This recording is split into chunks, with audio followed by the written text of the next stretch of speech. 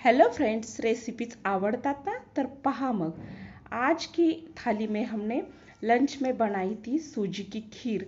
एकदम ही टेस्टी वाली खीर है ये। सिर्फ सूजी, घी और दूध से बनाई हुई, ड्राई फ्रूट इसमें यूज़ नहीं किए क्योंकि ड्राई फ्रूट बच्चों को ज़्यादा पसंद नहीं है।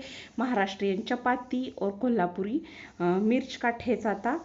साथ में ही मसाला गुवारफली बनाई थी। इतना ही आज के हमने लंच में बनाया था। बहुत ही टेस्टी खाना था फ्रेंड्स। थाली अच्छी लगे तो आपको जल्दी से लाइक सब्सक्राइब तो कर ही देना है।